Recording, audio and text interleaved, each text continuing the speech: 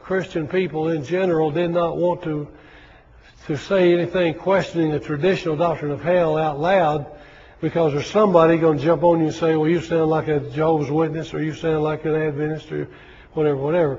Then there's one other very important thing.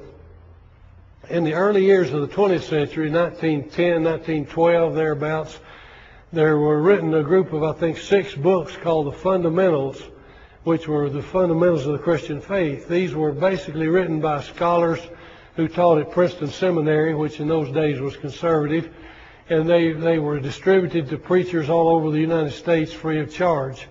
One of the teachings of, two of the teachings of this series of books, the Fundamentals, were the immortality of the soul and the eternal torment of the wicked.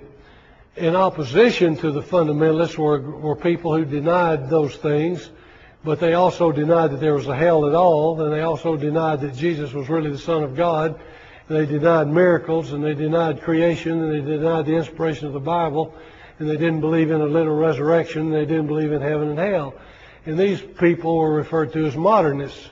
So there came to be test sheets that people would give to preachers or other Bible teachers if you're going to hire somebody or be associated with them.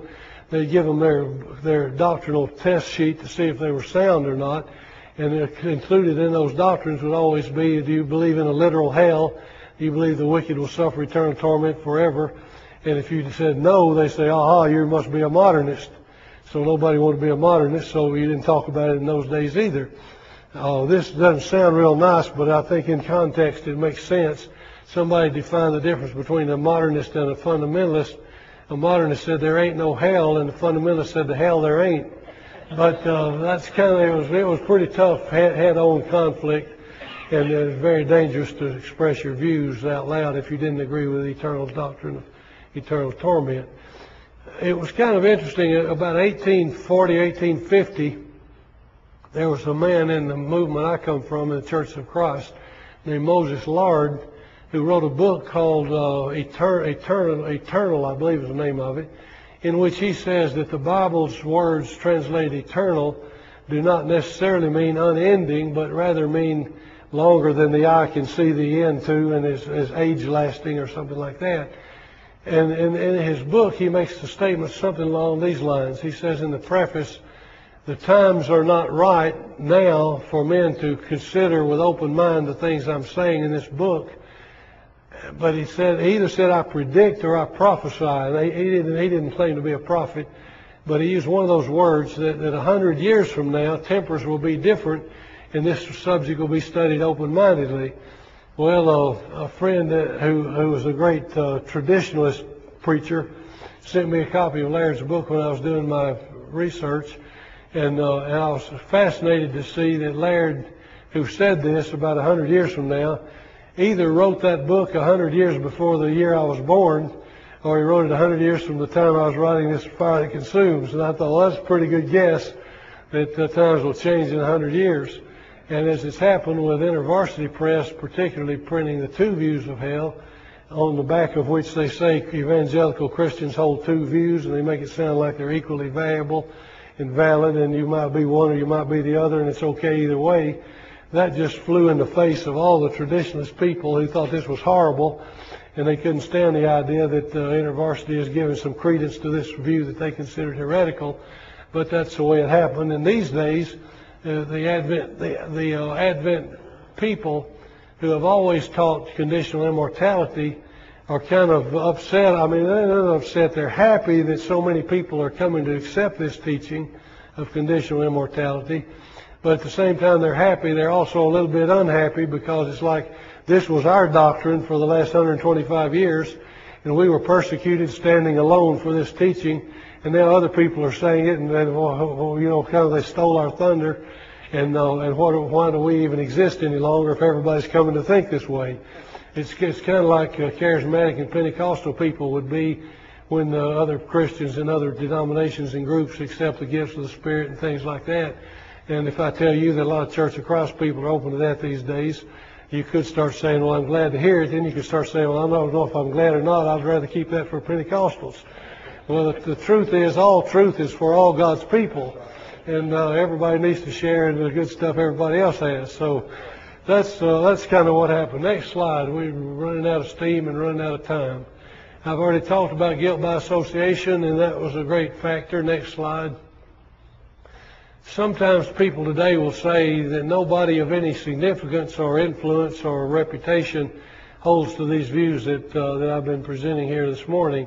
These are some of the people. F.F. Bruce was a Brethren scholar in England in his time. He's now deceased, but in his time he was probably the greatest New Testament scholar living.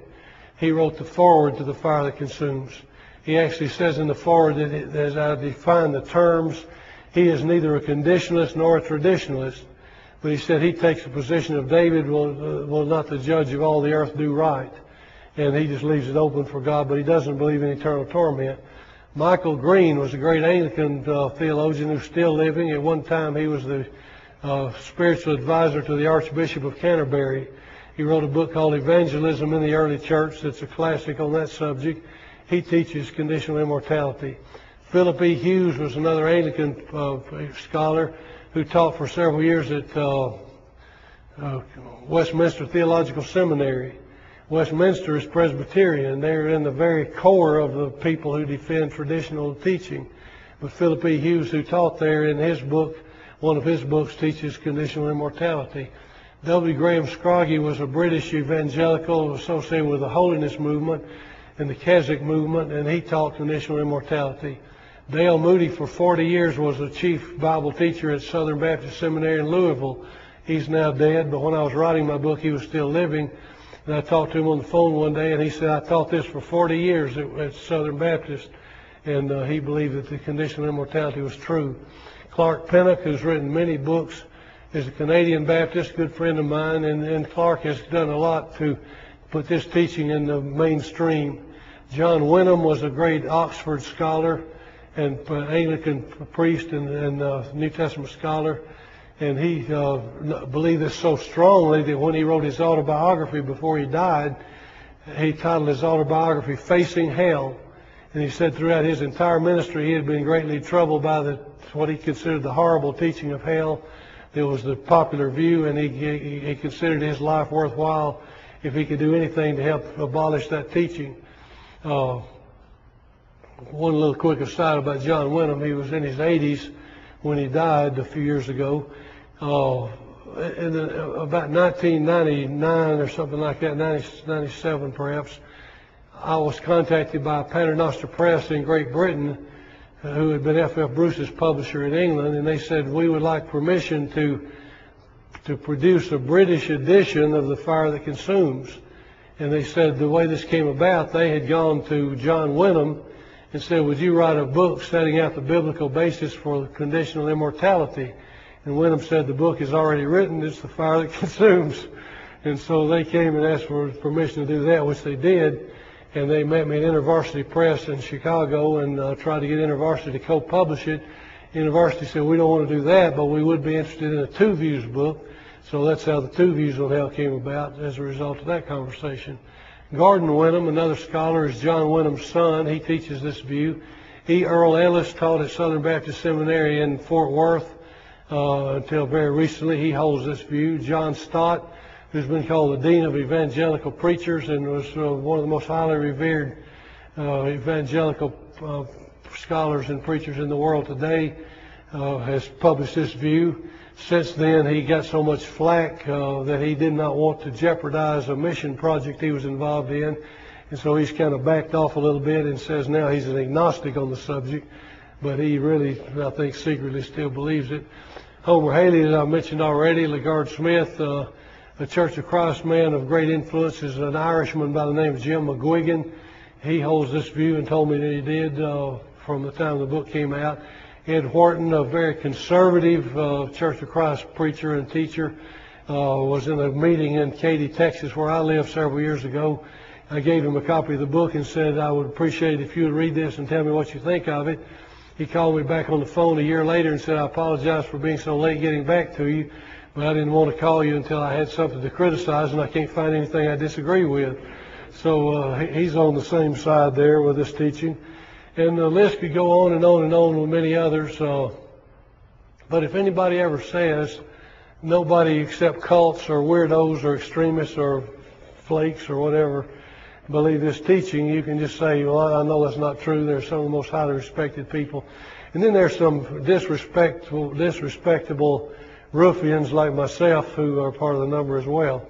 But these are some of the ones. Is there another slide or is that the end of it? All right, that's the end of it.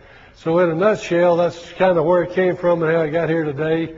I hope in spite of having a good meal and I'm sure being sleepy and me not having a very good speaking voice, that you're able to stay awake and get something out of that. And I appreciate you being here.